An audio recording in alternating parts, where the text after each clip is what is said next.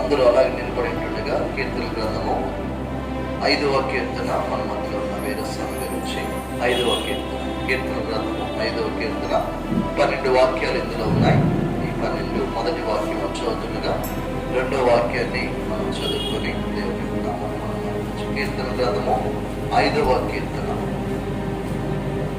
దావీదు కీర్తనలు 5వ అధ్యాయం మార్చి 12 ప్రధాన గాయకునికి పిల్లల జోలితో ఆడదగినది దావీదు కీర్తన. యెహోవా నా మాటలు చెవినబెట్టి నా ధాన్యము మీద లక్ష్యముచుము. నా రాజా నా దేవ నా ఆర్తధ్వని ఆలకించుము, నిన్నే ప్రార్థించుచున్నాను. యెహోవా ఉదయమున నా కంఠస్వరము నీకు వినపడను. ఉదయమున నా ప్రార్థన నీ సన్నిధి సిద్ధము చేసి రాసియును.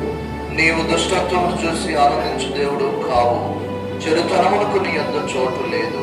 డాంబికులు నీ సన్నిధులు నిలువరు, పాపము చేయ వారందరూ నీకు అసహ్యులు. అబద్ధమాడు వారిని నీవు నశింపు చేయుదువు, కపటము చూసి నరహత్య జరిగించువారు యెహోవాకు అసహ్యులు. నేనైతే నీ కృపాతిశయమును బట్టి నీ మందిరములో ప్రవేశించదను. నీ ఎడల భయభక్తులు కలిగి నీ పరిశుద్ధాలయము దిక్కు చూసి నమస్కరించదు. యెహోవా నా కొరకు పొంచి ఉన్న వారిని బట్టి నీ నిత్యానుసారముగా నన్ను నడిపింపుము, నీ మార్గం నాకు స్పష్టముగా కనపరచుము. వారి నోట యథార్థత లేదు, వారి అంతరంగము నాశకరమైన చింత, వారి కంఠము తెరిచి సమాధి, వారు నాలుకతో ఇచ్చకపు మాటలాడుతుంది. దేవా, వారు నీ మీద తిరగబడి ఉన్నారు, వారిని అపరాధములు తీర్చుము. వారు తమ ఆలోచనలు చిక్కుబడి కూడుదురుగాక, వారు చేసిన అనేక దోషములు బట్టి వారిని వెలివేయము. నిన్ను ఆశ్రయించిన వారందరూ సంతోషించుదురు, నీవే వారిని కాపాడు కనుక వారు నిత్యము ఆనంద ధ్వని చేయుదురు. అందరం కలిసి చదువుకుందాం. యెహోవా నీతిమంతులను ఆశీర్వదించువాడు నీవే, కేడిముతో కప్పినట్లు నీవు వారి దయతో కప్పెదవు. కావున నీ నామము ప్రేమించువారు నిన్ను గురించి ఉల్లసిద్దురు. దేవుని స్తోత్రం. అందరూ కూర్చుందాం. దేవునికి స్తోత్రం. మరి ఎవరైనా దేవుడు మీ జీవితంలో ఏదైనా మేలు చేసినట్లయితే సాక్షి రూపంగా చెప్పాలనుకున్న వారు లేచి నిలబడి సాక్ష్యం చెప్పాల్సిందిగా మనం చేస్తున్నాం. ఎవరి జీవితంలో దేవుడు ఏదైనా మేలు చేసినట్లయితే సాక్ష్యం చెప్పాలని మనం చేస్తున్నాం. దేవుని స్తోత్రం. ఎవరు లేనట్లున్నారు.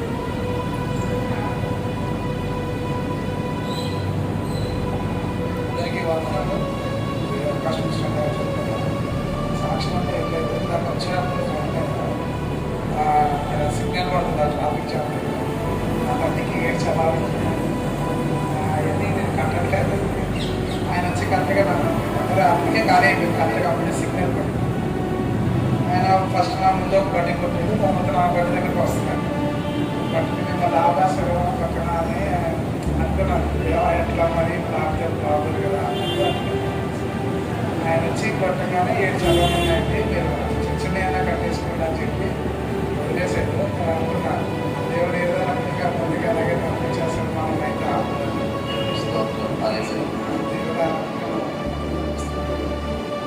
దేవుడు సాక్ష్యం హల్లెలూయా. మంచిది. దేవుడు మనతో ఉంటాడు. కట్టుకోవాలి మెల్లగా. డబ్బులు 100 రూపాయలు అడిగట్టుకుంటే సంతోషం. మంచిది. మేము కూడా ఈ వారంలో గుంటూరు ప్రాంతం వెళ్ళాము. వస్తున్న మినిస్ట్రీలో యూత్ మీటింగ్ ఉంటే మా బాబు వెళ్ళాలన్నప్పుడు వెళ్ళి మా గుంటూరు ప్రాంతానికి వెళ్ళి శుక్రవారం సాయంత్రం మేము బయలుదేరి బండి మీద మళ్ళీ ఇక్కడికి రావడం జరిగింది. నిన్నంత అలసిపోయాం. ఏదేమైనా దేవుని స్తోత్రం, ఇక్కడికి క్షేమంగా నడిపింపజేశాడు. హల్లెలూయా. బండి కూడా పాస్తే ఏంటి ప్రభు ఇలా వెళ్ళాలంటే దేవుడు అనిపించాడు. మధ్యలో ఒకసారి పంక్చర్ అయింది. సరే, కరెక్ట్గా పంక్చర్ దగ్గర ఆగిపోయింది బండి. అక్కడే ముందు షాపు మనవాడు మొదలు వేసాడు. కొంతమంది అలా చేసుకుంటారు. సరే, ఏదేమైనా దేవుడికి మహిమ కలుగును గాక. దేవుడు అక్కడే మమ్మల్ని బండి నెట్టుకోకుండా క్షేమంగా ఇక్కడికి తీసుకొచ్చాడు. దేవుడికి మహిమ. ఎందుకంటే మరి వాహనాలు నమ్మదగినవి కాదు, కానీ దేవుడు నమ్మదగినవాడు. హల్లెలూయా. దేవుడు నమ్మదగినవాడు. ఆయన నమ్ముకుంటే మనల్ని సురక్షితంగా ఉంచుతాడు. ఆయన నమ్ముకుంటే మనల్ని ఉన్నతమైన స్థితిలో మనల్ని నిలబెట్టుకుంటాడు. కాబట్టి దేవునికి మహిమ కలుగును గాక. ఈ యొక్క సమయంలో మనందరం కూడా ప్రతిరోజు ప్రార్థన చేసుకోవాలి, దేవుని స్తుతించాలి, దేవుని నామాన్ని కనపరచాలి.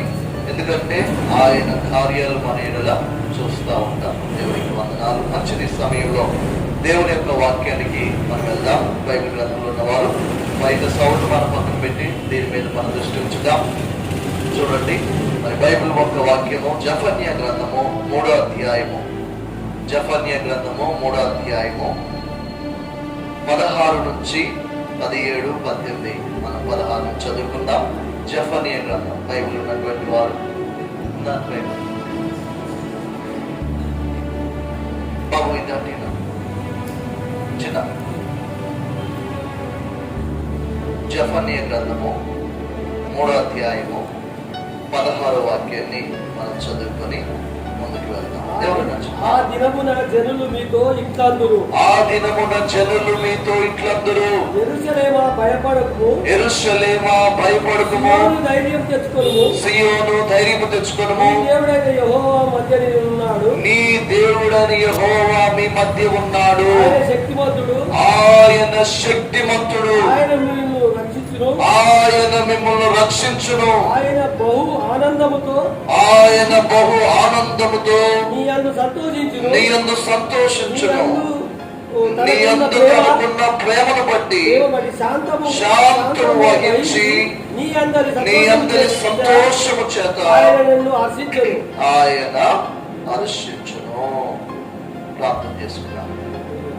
ప్రేమగల మా తండ్రి, దయగల మా ప్రభువా, మీకు వందనాలు, స్తుతులు, స్తోత్రాలు చెల్లిస్తున్నాం. ఇంతవరకు తండ్రి పాటల ద్వారా, ఆరాధన ద్వారా మీ నామాన్ని మేము మహింపరచాం ప్రభువా. ఈ సమయంలో కొద్ది నిమిషాలు ప్రభువా మీ మాటలు ఇదిగో విత్తుచున్నాం ప్రభువా. వినగలిగిన మనస్సును, గ్రహింపగలిగిన హృదయాన్ని దయచేయండి ప్రభువా. ఇప్పుడు ఇద్దరు ముగ్గురు కూడి ఉన్నారో అక్కడ నేనున్నానని సెలవిచ్చిన దేవుడు ప్రభువా, మీకు వందనాలు. ఇదిగో ఈ సమయంలో ప్రభువా, ఈ స్థలంలో మీరున్నారు. మీరు మాతో మాట్లాడండి ప్రభువా. మీరు మాట్లాడితే మేము బ్రతుకుతా ఉన్నాయి. మీరు మాట్లాడితే మేము జీవిస్తాం ప్రభువా. మీకు కృప దయచేయమని, ఇదిగో ప్రభువా చదవని లేఖనాల ద్వారా మా అందరితో మీరు మాట్లాడి సహాయం చేయమని యేసు క్రీస్తు నామములో అడిగి వేడుకుంటున్నాం మా తండ్రి, ఆమేన్. ప్రియమైన దేవుని బిడ్డలారా, ఈ యొక్క వాక్య భాగాన్ని మనం చదివినట్లయితే ఇక్కడ ఒక మాట మనకి కనబడుతూ ఉంది. ఏంటంటే, ఆ దినమున్న జనులు మీతో ఇట్లందరూ, యెరూషలేమా భయపడకుము, సియోను ధైర్యము తెచ్చుకొనుము, నీ దేవుడైన యెహోవా మీ మధ్య ఉన్నాడు. హల్లెలూయా. దేవుడు ఎక్కడున్నాడండి? చెప్పండి, ఎక్కడున్నాడు? అందరూ చెప్పాలి. ఎవరు ఎక్కడున్నాడు? మీ మధ్యలో ఉన్నాడు. మీ మధ్యలో అంటే మన మధ్యలో ఆయన ఉన్నాడు. హల్లెలూయా. మన మధ్యలో ఆయన ఉన్నాడు. సియోనుతో చెబుతున్నాను, సియోను భయపడకము, యెరూషలేమా భయపడకము అంటూ ఇక్కడ ఏం రాయబడి ఉందంటే ధైర్యము తెచ్చుకోవాలి. హల్లెలూయా. ఎన్ని శ్రమలు వచ్చినా, ఎన్ని బాధలు మనకు వచ్చినా మనం ఏం తెచ్చుకోవాలంటే ధైర్యము తెచ్చుకోవాలి. ధైర్యవంతులు దేవుడు కోరుకుంటున్నాడు. ఈ రోజు మనం పిరిగితనంతో ఉన్నామా? ఈ రోజు మనము ధైర్యాన్ని విడిచిపెట్టి ఉన్నామా? ఏంటి నా పరిస్థితి, ఏంటి నా జీవితం అనుకుంటున్నావేమో. నీలో దేవుడు చూస్తున్నది ఏంటంటే ధైర్యము. హల్లెలూయా. ధైర్యము. నిజంగా మన జీవితాల్లో ధైర్యము కావాలి. చూడండి, ఎన్ని అపజయాలు మనకు ఎదురైనా మనం ఎలా ఉండాలంటే ధైర్యముగా ఉండాలి. మనం ఈ లోకంలో ఎన్నో జరుగుతున్నాయి, ఎన్నో శ్రమలు, ఎన్నో ఇబ్బందులు ఎన్నో వస్తూ ఉన్నాయి. మనం ఏం చేయాలంటే దేవుని యొక్క సన్నిధానంలో ధైర్యముతో ఉండాలి. దేవునికి ఎవరు ఇష్టం అంటే ధైర్యముగా ఉండేవారు ఇష్టం. అన్నమాట. ఎంతమందికి భయపడతా ఉంటారండి. సమస్య వచ్చినప్పుడు, ఇబ్బందులు వచ్చినప్పుడు ఏం చేస్తారు? భయపడతా ఉంటారు. ఎలా ఇదన్నీ చేసుకోవాలి, ఎలా అని అంటూ ఉంటారు. దేవుని పిల్లలు చూడండి, మొన్న కరోనా వచ్చినప్పుడు కూడా ఎంతో భయపడిపోయారు. భయపడిన వాళ్ళు ఎవరైనా ఉన్నారా? యోహాన్ గారు, ఏదైనా భయపడిన వాళ్ళు ఉన్నారా? ఎవరైనా ఉన్నారండి? మీలో ఎవరు లేరు, అందరూ భయపడిపోయారు. ఇప్పుడు దేవుడు మనకు చెప్తుంది ఏంటంటే ధైర్యము తెచ్చుకోండి అంటున్నారు. భూమి మార్పు నొందినను, నది సముద్రములో పర్వతములు మునిగిపోయినను, ఏది ఏమైనా మీరు మాత్రము భయపడకూడదు. హైదరాబాద్ మహానగరంలో జీవించాలంటే భయం. చూడండి, ఎప్పుడు ఏం సంభవించుతుందో తెలియనటువంటి పరిస్థితుల్లో మనం ఏం తెచ్చుకోవాలంటే ధైర్యము తెచ్చుకోవాలి. ఇక్కడ చెబుతున్నాడు దేవుడు. ఏమని చెప్తున్నాడంటే మనం గమనించినట్లయితే ప్రియమైన దేవుని బిడ్డలారా, నిజంగా ఆయన అంటున్నాడు, ఇదిగో భయపడకుము, సియోను ధైర్యము తెచ్చుకో అని చెప్తున్నాడు. కాబట్టి కింద ఏమంటున్నాడంటే నీ దేవుడైన యెహోవా మీ మధ్యలో ఉన్నాడు. హల్లెలూయా. మన దేవుడైన యెహోవా ఎక్కడున్నాడంటే మన మధ్యలో ఉన్నాడు. ఆయన మన మధ్యలో ఉన్నాడు. ఆయన మనతో ఉన్నాడు. మన చేయి పట్టుకొని నడిపిస్తాడు. నిజంగా ప్రియమైన దేవుని పిల్లలు గమనించండి, ఆయన ఎక్కడో లేడు. ఆయన నువ్వు ఎక్కడైతే మోకరించి ప్రార్థన చేస్తావో, ఎక్కడైతే దేవుని సన్నిధిలో నీవు నిలబడతావో అక్కడ ఆయన ఉన్నాడు. ఆయన నీ ప్రార్థన ఆలకిస్తున్నాడు. ఆయన నీ ప్రార్థనను అంగీకరిస్తూ ఉన్నాడు. నీ మధ్య నుండి నిన్ను నడిపిస్తున్నాడు. ఇశ్రాయేలు ప్రజల్లో వారి మధ్యన ఏముండేదంటే బలిపీఠం, గుడారాలు, దేవుని యొక్క సన్నిధిలో దేవుణ్ణి స్తుతిస్తూ ఉండేవారు. వాళ్ళ మధ్యలో ఏముండేదండి? దేవుని యొక్క బలిపీఠం ఉండేది. దేవునికి స్తోత్రం. మన మధ్యలో ఇప్పుడు ఎవరున్నారంటే ఆయన ఉన్నారు. ఆయన ఎలాంటి వాడు చూద్దాం. ఆయన ఎలాంటి వాడి కింద చదివినట్లయితే ఆయన శక్తిమంతుడు. ఎవరంటే ఆయన? ఎవరైనా శక్తిమంతుడు. శక్తిమంతుడు ఆయన. బలమైన దేవుడు, గొప్ప దేవుడు ఆయన. శక్తిమంతుడు. ఆయన ఉన్నడే కాదు, ఆయన ఎలాంటి వాడంటే కన్ను నుండి చూస్తున్న దేవుడు, చెవు నుండి వింటున్న దేవుడు, ఎవరంటే మాట్లాడుతున్న దేవుడు. ఆయన మన మధ్యకి నడుచుకుంటూ వచ్చే దేవుడు, మనకు ఆలోచన చెప్పే దేవుడు. ఆయన శక్తిమంతుడు. హల్లెలూయా. ఆయన ఏదైనా నీ కోసం చేయగలుగుతాడు. ఇశ్రాయేల్ ప్రజల జీవితంలో కూడా ఆలోచించినట్లయితే ఇశ్రాయేల్ ప్రజల కోసము ఏం చేశాడో తెలుసా? ఎర్ర సముద్రాన్ని 2 పాయలుగా చేశాడు. ఇశ్రాయేల్ ప్రజల కోసము వారు శత్రు సమూహంలో చిక్కుకొనకుండా, వారు ఆ యొక్క నీళ్ళలో చనిపోకుండా, వెనక గమనించినట్లయితే శత్రు సమూహం వస్తా ఉంది, ముందు గమనించినట్లయితే ఏమున్నాయండి? సముద్రం ఉందండి. ఏమో చెప్పండి? సముద్రం ఉందేమో. సముద్రం వెనక శత్రువులు మరో సైన్యము తరుముకుంటూ వస్తా ఉంది. ఏం చేయాలో అర్థం కాలేదు మోషేకి. ఏంటి ప్రభువా, ఏంటి నీళ్ళలో చంపేస్తాం మమ్మల్ని, అరణ్యంలో తీసుకొచ్చి గమ్మగా అక్కడే హాయిగా ఉంటే బాగుండేది కదా. ఏంటి ప్రభు అంటే, చూడండి, వాళ్ళు వెళ్ళగానే చూడలేదండి. వాళ్ళు ఏం చేశారంటే ఇశ్రాయేల్ ప్రజలు ఇక్కడ దాకా ఎప్పుడైతే వాళ్ళ కాళ్ళు లోపలికి పెట్టారో, మేము శత్రు సమూహంలో చచ్చిపోమేమో, అవసరమైతే నీళ్ళలోనే చచ్చిపోతామని విశ్వాసంతో ఎప్పుడైతే అందులో అడుగు పెట్టారో గమనించండి, ఆ నీళ్లు 2 పాయలుగా అయిపోయినాయి. దేవునికి స్తోత్రం. హల్లెలూయా. ఆయన ఎవరంటే నీ కోసము ఎర్ర సముద్రాన్ని 2 పాయలుగా చేయగలిగిన దేవుడు. హల్లెలూయా. అలాగే కిందకి మనం చదివినట్లయితే చూడండి, ఆయన ఎవరంటే శక్తిమంతుడు. మత్తయి సువార్త 3వ అధ్యాయం 11వ వాక్యం ఒకసారి చదువుకుందాం. మత్తయి సువార్త 3వ అధ్యాయము 11వ వాక్యాన్ని మనం చదువుదాం. ఎవరైనా చదవగలిగిన వారు మత్తయి సువార్త 3వ అధ్యాయము 11వ వాక్యము. మారు మనస్సు నిమిత్తము నేను నీళ్ళలో మీకు బాప్తిస్మమిచ్చుచున్నాను, అయితే నా వెనుక వచ్చుచున్నవాడు నాకంటే శక్తిమంతుడు. హల్లెలూయా. ఎవరంటున్నారు ఈ మాట? యోహాను అంటున్నాడు. ఏమని అంటున్నాడు? నేనైతే మారు మనసు నిమిత్తం ఈ నెలల్లో బాప్తిస్తున్నాను, నాకంటే వెనుక వచ్చుచున్నవాడు నాకంటే శక్తిమంతుడు. హల్లెలూయా. అని ఎవరంట? నాకంటే, యోహాను కంటే శక్తిమంతుడు, నాకంటే శక్తిమంతుడు అని చదివి కిందకి ఏమంటే, ఆయన చెప్పులు మోయుటకైనను నేను పాత్రుడను కాను. హల్లెలూయా. యోహాను ఆయన చెప్పులు పట్టుకోవడానికి కూడా పాత్రుడు కాడు అంటున్నాడు. అంటే యేసు ప్రభు గురించి ఏమని చెప్తున్నారంటే, నాకంటే శక్తిమంతుడు. హల్లెలూయా. మనం ఆరాధించే దేవుడు ఎవరంటే శక్తిమంతుడు. మనం ఆరాధించే దేవుడు సజీవుడు. మనం ఆరాధించే దేవుడు మన మధ్యలో ఉన్నాడు. దేవుడికి స్తోత్రం. చూడండి, క్లుప్తంగా నేను చెప్తున్నాను. అలాగనే మనం కిందకు మనం చదివినట్లయితే అక్కడ ఏమని రాయబడిందంటే, లూకాసు సువార్త 1వ అధ్యాయము 49వ వాక్యం చదువుదాం. లూకాసు సువార్త 1వ అధ్యాయము 49వ మాట ఏమని రాయబడిందంటే ఒకసారి మనం గమనించుకుందాం. సర్వశక్తిమంతుడు నాకు గొప్ప కార్యములు చేసెను. హల్లెలూయా. ఏం చేశాడంటే సర్వశక్తిమంతుడు గొప్ప కార్యాలు చేశాడు. గమనించండి, ఇక్కడ సర్వశక్తిమంతుడు ఏం చేస్తున్నాడంటే మీ జీవితంలో గొప్ప కార్యాలు ఆయన చేస్తాడు. ఆయన ఎవరు? సర్వశక్తిమంతుడు. ఇక్కడ ఎవరెవరు మాట్లాడుతున్నారు?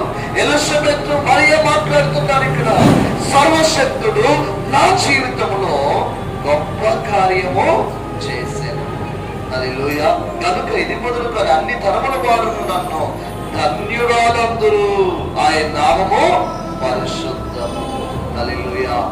చూడండి, మరి ఇక్కడ గమనించినట్లయితే ఈ యొక్క మరియా ఎలిజబెత్లు, మరి మరియా అంటుంది సర్వశక్తి కలిగిన దేవుడు నా ఎడల గొప్ప కార్యాలు చేసినాడు. నిజంగా ఒక్కొక్క విషయం మనం ఆలోచిస్తే దేవుడు మన జీవితంలో ప్రతి ఒక్కరి జీవితంలో ఏదో ఒక మేలు చేశాడు. ఎవరి జీవితంలో చేశాడు మేలు? అందరి జీవితాల్లో చేశాడు. ఈ స్థితిలో ఉండమంటే కేవలం దేవుని యొక్క కృప. ఈ పరిస్థితుల్లో ఉండమంటే కేవలం దేవుని యొక్క కృప.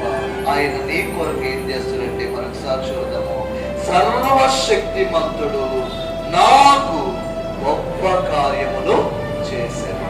హల్లెలూయా. చెప్పుకుందాం, మనందరం అందరూ చెప్పుకుందాం. సర్వశక్తిమంతుడు నాకు గొప్ప కార్యములు చేశాడు. హల్లెలూయా. అందరూ ఏమంటారు? మనల్ని ధన్యులు అంటారు. అవునా? ఎంతమందికి ఆ మాట ఇష్టం? ధన్యులు అనాలని. చూడండి, మత్తయి సువార్త 5వ అధ్యాయం 1వ వాక్యంలో ఏమని రాయబడింది? మత్తయి సువార్త 5వ అధ్యాయం 1వ వాక్యంలో ఒకసారి ధన్యులు చూద్దాం. ఆత్మ విషయమై దీనులైన వారు ధన్యులు, పరలోక రాజ్యము వారిది.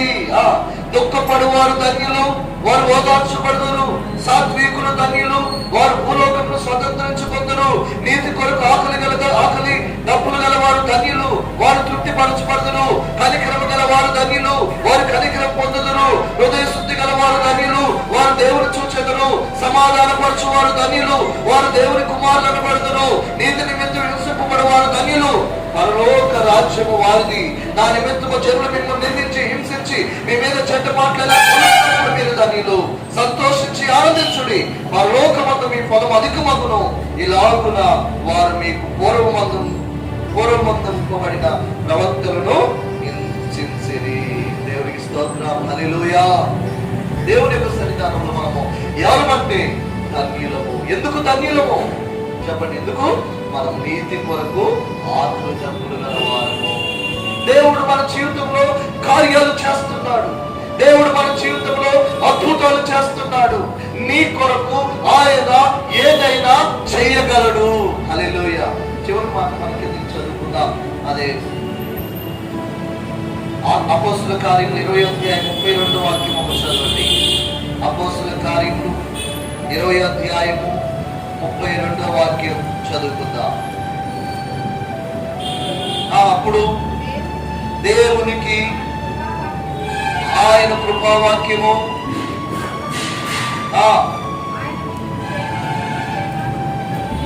ఆయన మీకు క్షేమాభివృద్ధి కలుగజేయును.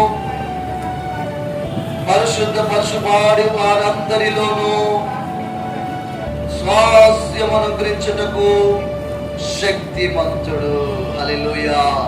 ఎవరని చదువుకుంటామని ఇందాక మనము, ఆయన మొట్టమొదటిగా మన మధ్యలో ఉన్నాడు. రెండోదిగా ఆయన ఎవరు? శక్తిమంతుడు.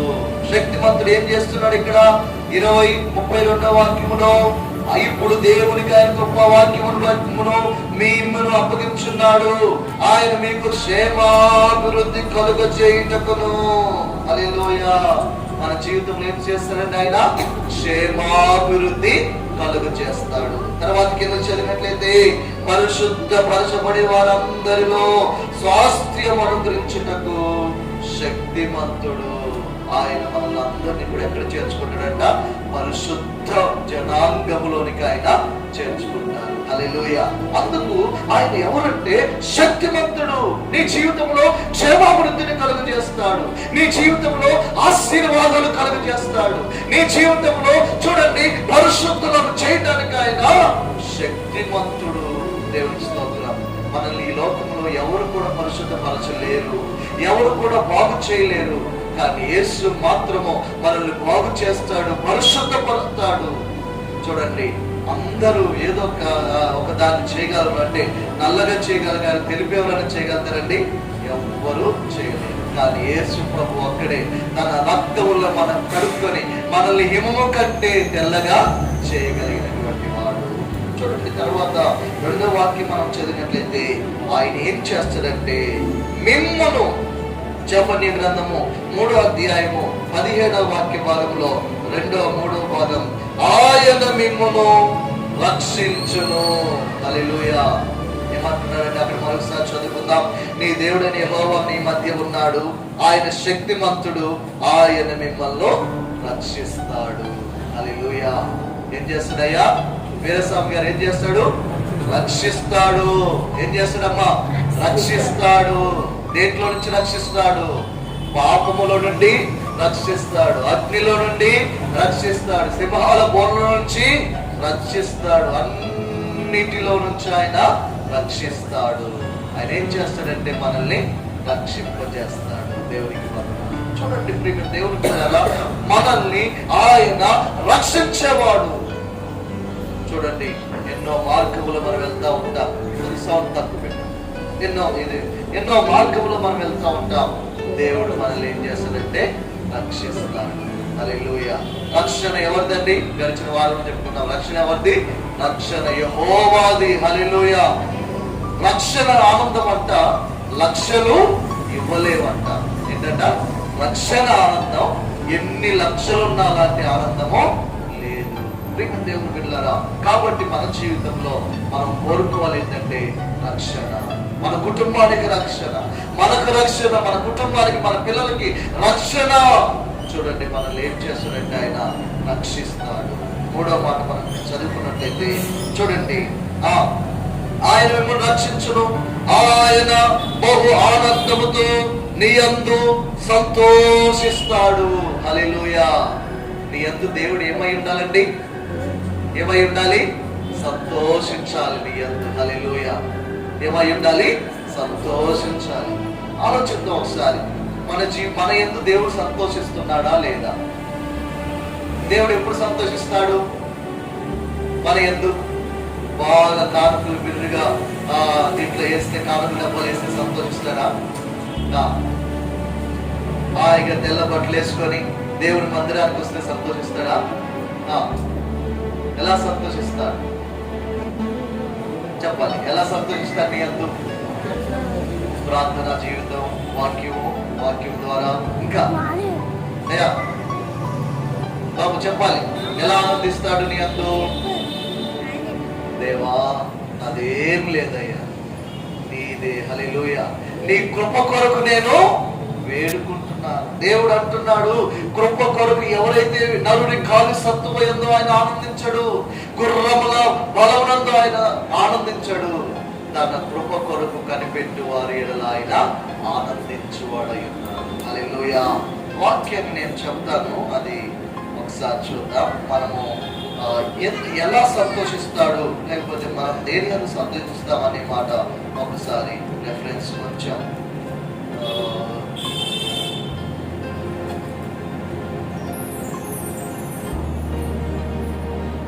దేవుని యొక్క కృప కొరకు వేడుకునే వారి ఎడల ఆయన సంతోషిస్తాడు అని నేను లాస్ట్లో ఒకవేళ దేవుడు చెప్పేది నాకు గుర్తుంటే నేను మీకు మళ్ళీ చెప్తాను. కాబట్టి ప్రేమ దేవుని బిడ్డలారా, దేవుడు నీ యందు సంతోషించాలంటే ఆయన కృప కొరకు వేడుకోవాలి. ఏం చేయాలండి? ఆయన కృప కొరకు వేడుకోవాలి. చూడండి, నాలుగో విషయం మనం గమనించినట్లయితే చదవాలి ఎవరన్నా?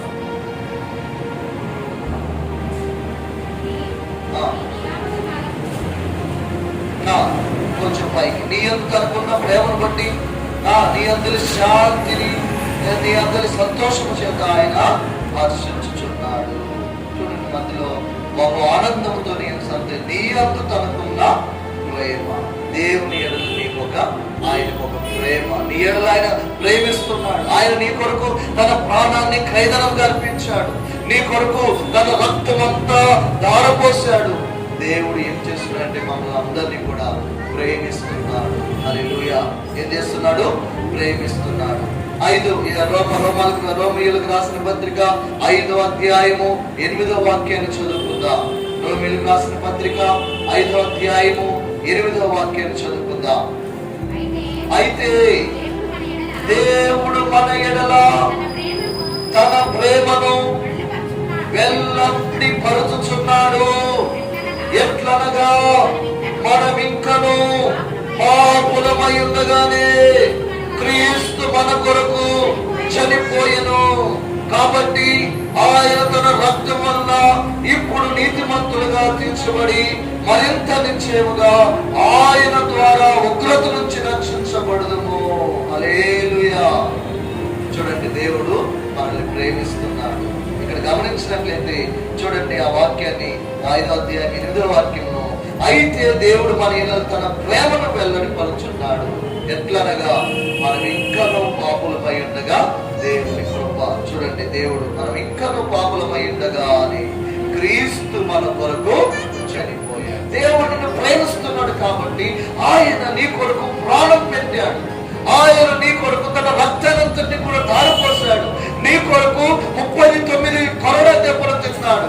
నీ కొరకు నీవు చేతులతో పాపం చేస్తున్నావు కాబట్టి నీ చేతులకు మేకులు ముచ్చబడ్డాయి. నీ ఆలోచనలన్నీ పాపము కాబట్టి చూడండి, ఆయన తలకు ముళ్ళ కిరీటం పెట్టబడింది. చూడండి, గమనించండి, నీవు వెళ్ళే మార్గం సరైనది కాదు కాబట్టి ఆయన కాళ్ళకు మేకులు ముచ్చబడ్డాయి. చూడండి, నీవు చేసే పనులు పాపమైనవి కాబట్టి ఆయన పక్కలో పల్లెపోటు గొడవబడింది. చూడండి, గమనించండి, ఆయన మోయలేని భారాన్ని మోసుకుంటూ వెళ్తున్నాడు.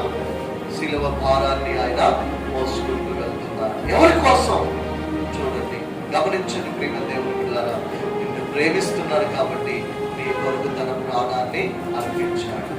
నిన్ను ప్రేమిస్తున్నాడు కాబట్టి నీ కొరకు ఆయన నీ దగ్గరే ఉంటున్నాడు. నీ కొరకు ఆయన ఆత్మస్వరూపిగా నీ దగ్గర ఉంటున్నాడు. ఆయన ఏదైనా చేయగలిగిన శక్తిమంతుడు.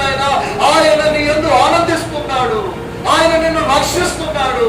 ఆయన తన ప్రేమను నీ కొరకు చూపిస్తున్నాడు. ఇంకొక వాక్యం చూసుకొని మనం ముగిద్దాం. చూడండి ప్రియ దేవుని పిల్లలు, మరొక వాక్యాన్ని మనం గమనించినట్లయితే చూడండి, రోమిలికి రాసిన పత్రిక 5వ అధ్యాయం 35వ వాక్యం చదువుకుందాం. 35వ వాక్యం, క్రీస్తు ప్రేమ నుండి మనల్ని ఎడబాపు వాడెవడు? శ్రమ అయినను, బాధ అయినను, హింస అయినను, కరువైనను, వస్త్రహీనతైనను, ఉపద్రవమైనను, ఖడ్గమైనను ఎడబాపున ఇందుని గూర్చి రాయబడిందేమనగా, నిన్ను బట్టి దినమెల్లా మేము వధించబడుచున్న వారము, మొదకు సిద్ధమైన గొర్రెలమని మేము ఎంచబడిన వారము.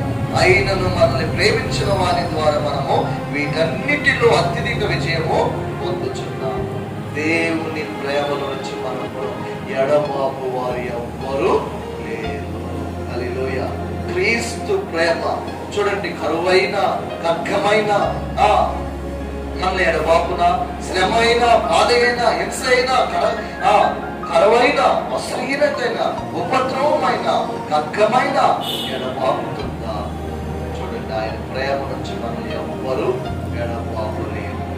ఆయన ప్రేమ నుంచి ఎవ్వరు బయటకు మనం తీయలేరు. ఆయన నిన్ను ప్రేమిస్తున్నాడు. హల్లెలూయా. దేవుడు మనల్ని కూడా ప్రేమిస్తున్నాడు. ఆయన మనల్ని ప్రేమిస్తున్నాడు కాబట్టి చూడండి, ఒక్కసారి మనం మొదటి నుంచి మనం చూసుకుందాం. గమనించినట్లయితే అదే వాక్య భాగంలో మొట్టమొదటిగా దేవుడు మనల్ని ఏమంటున్నాడంటే ధైర్యము తెచ్చుకోమంటున్నాడు. ఏమంటున్నాడండి? అందరు చెప్పాలి, ఏమంటున్నారు? ధైర్యం తెచ్చుకోవాలి. ఏం తెచ్చుకోవాలయ్యా? ధైర్యం. ఎన్ని శ్రమలు వచ్చినా నేను నిలబడగలను.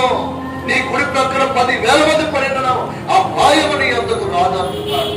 కాబట్టి ధైర్యం తెచ్చుకోవాలి. ధైర్యం మొట్టమొదటి మాట ఏంటండి? ధైర్యం తెచ్చుకోవాలి. ధైర్యం తెచ్చుకోవాలి.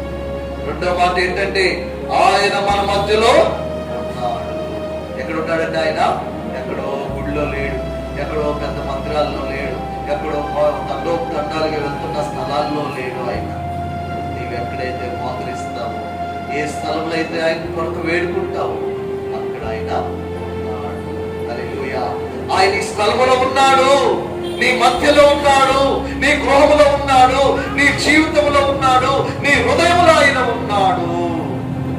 ఆయన ఏం చేస్తాడు? మూడవదిగా శక్తివంతుడు. ఏం చేస్తాడు ఆయన? నీ కొరకు ఏ గొప్ప కార్యాలైనా ఆయన చేయగలడు. హల్లెలూయా. చేయగలడు. ఆయన అడగాలంతే, ఆయన దగ్గరికి వెళ్ళాలి, ఆయన దగ్గర చేయగలడు. చూడండి, మూడవదిగా నాలుగవదిగా మనం గమనించినట్లయితే ఆయన ఏం చేస్తాడండి? రక్షిస్తాడు. నేను మళ్ళీ అడుగుతా, అందరూ చెప్పాలి. ఏం చేస్తాడు ఆయన? రక్షిస్తాడు. హల్లెలూయా. ఏం చేస్తాడు? చెప్పాలి అందరూ. ఏం చేస్తాడు? రక్షిస్తాడు. నాలుగవదిగా గొప్ప ఆనందముతో నీ యందు సంతోషిస్తాడు. దేవుని యందు ఆనంద. అబ్బా, నా బిడ్డ ఎంత ప్రార్థన చేస్తారు, అబ్బో నా కుమారుడు నా కృప కొరకు వేడుకుంటున్నాడు, ఇదిగో ప్రతిరోజు దేవుడి సన్నిధిలో నా మాటలు చదువుతున్నారు, నా దగ్గర మోకరించి ప్రార్థన చేస్తున్నారు అని చెప్పి దేవుడు నీ యందు ఆనందించాలి. చివరి విషయం ఏంటంటే నీ యందు ఆయన ప్రేమను కనపరుస్తున్నాడు. నీ యందు ప్రేమ కలిగి ఉన్నాడు.